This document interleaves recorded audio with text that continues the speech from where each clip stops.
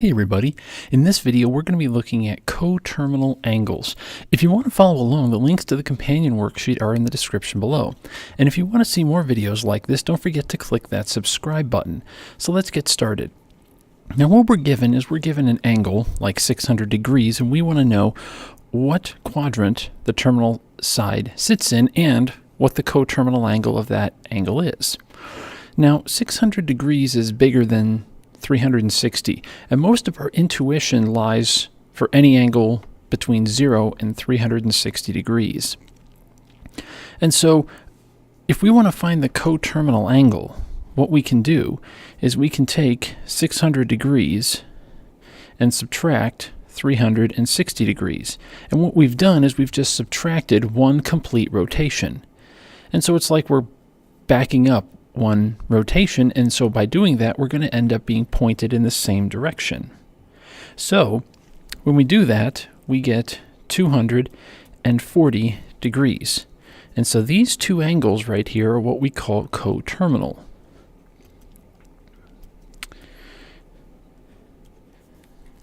Now which quadrant will these sit in?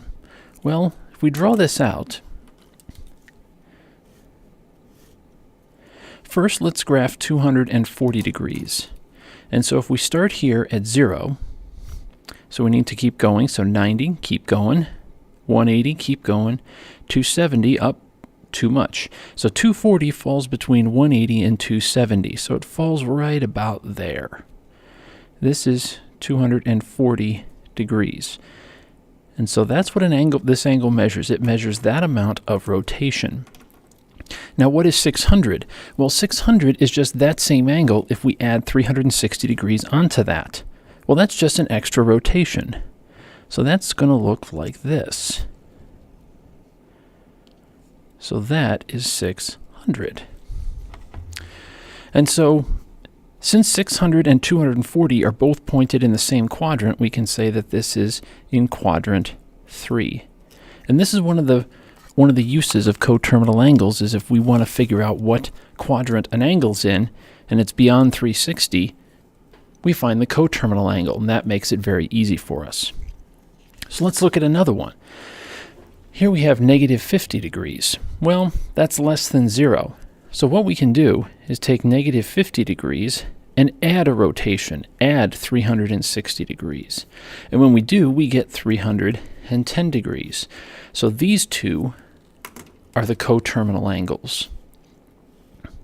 So if we want to graph 310 degrees, we start at 0, we go to 90, keep going, 180, keep going, 270, keep going, 360, went too far.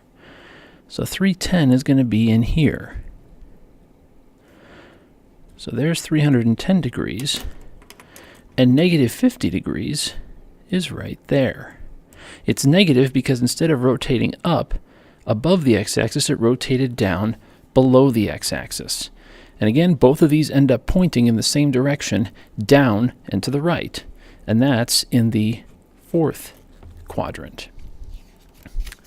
Now this is true not only for degrees, but also for radians. So here we have 8 pi over 3. So 8 pi over 3. Well, let's just cover up the pi. 8/3. Well, that's bigger than 2. And 2 pi is a complete rotation. So this is bigger than 360 if it were in degrees. So what do? Well, if we keep this in radians, we would want to subtract a full rotation.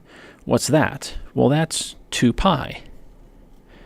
Now, since we're subtracting and we have fractions involved, let's get a common denominator here. We need a denominator of 3. So instead of 2 over 1, we're going to write this as 6 pi over 3. All right, so when we subtract them, now that we can, we get 2 pi over 3. And so those two are our coterminal angles. So in radians, when we draw this, let's draw 2/3 pi. And I always tell people, forget that the pi's there. Just think about the coefficient in front of pi. This is 0. This is 1/2 pi. This is 1 pi. This is 3/2 pi. This is 2 pi. if we go our way around. Now 2/3, well, that was between 1/2 and 1. So 2/3 pi is going to be somewhere about there. So 2 pi over 3 is right there. Now what is 8 pi over 3? Well, 8 pi over 3 is that, but then with an extra rotation added onto it. And so both these angles point up and to the left. So both of these are in the second quadrant. And so for this last one, we have negative 9 pi over 4. So we're going to add 2 pi to make it positive. Now, instead of just saying we're going to add 2 pi, we need something over 4. So that's going to be 8 over 4, because that would divide and give you 2. And so we end up with negative pi over 4. And so these are coterminal. But our answer, unfortunately, is still negative. Now what we can do, since our goal was to have a positive angle, is we can just add another rotation.